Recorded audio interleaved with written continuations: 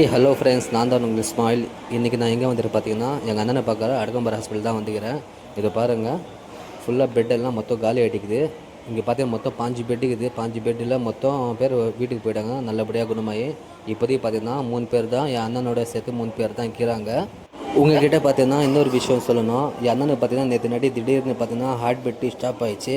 எங்கள் அம்மா பார்த்தீங்கன்னா திடீர்னு ஃபோன் பண்ணி ஒரு 10:30 மணி இருக்கும் நைட்டு, இந்த மாதிரி ரொம்ப சீரியஸ் கண்டிஷனில் இருக்கிறான், ஹார்ட் பீட்டு நின்றுச்சு, ஏந்திருக்க மாட்டேங்கிறான். நர்ஸுங்களாம் வந்து அவனோட ஹார்ட்டில் பார்த்திங்கன்னா இது கரண்ட் வச்சு தான் கொஞ்சம் மூச்சு வர மாதிரி இது பண்ணிக்கிறான். கடவுள் புண்ணியத்தில் பார்த்திங்கன்னா அண்ணனுக்கு எதுவும் ஆகலை, கடவுள் தான் காப்பாற்றணும். இதுவும் இல்லாமல் நீங்கள் பண்ணுற சப்போர்ட்னால தான் அண்ணன் பார்த்திங்கன்னா கொஞ்சம் நல்லபடியாக ஆகிட்டுக்கிறான். அந்த வீடியோ நான் தனியாக எடுத்து போடுறேன் பாருங்கள். இப்போ மறுபடியும் பார்த்திங்கன்னா எங்கள் அம்மாவுக்கும் உடம்பு சரியில்லை, ரொம்ப குளிர் ஜுரம்னு சொன்னாங்க. அதனால பார்த்திங்கன்னா நான் வீட்டுக்கு அனுப்பிச்சிட்டேன் எங்கள் அம்மாவை. இப்போ ஹாஸ்பிட்டலில் நான் தான் இருக்கிறேன். ஏதோ பாருங்கள், அந்த இன்ஜெக்ஷன் கூட ஏறி நிற்கிது பக்கத்தில்.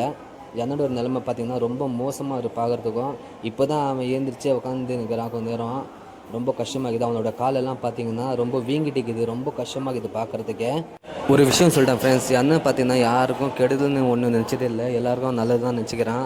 அவன் எத்தனை பேருக்கு உதவி செஞ்சுக்கிறான். ஆனால் இந்த டைமில் பார்த்திங்கன்னா ஒரு ஃப்ரெண்டு கூட அவனை பார்க்க வரல, ரொம்ப கஷ்டமாக இருக்குது.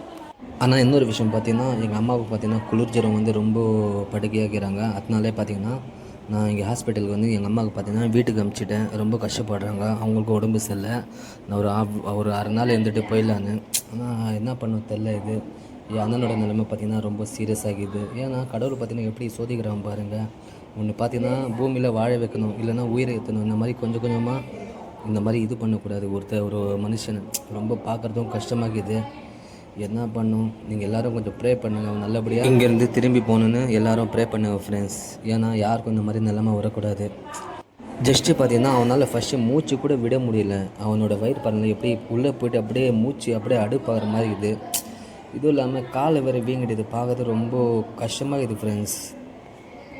சரி, ஓகே ஃப்ரெண்ட்ஸ், இந்த வீடியோ இதோட நான் முடிக்கிறேன். எல்லோரும் என்ன நல்லபடியாக குணமானு எல்லோரும் ப்ரே பண்ணு. ஓகே, பாய்.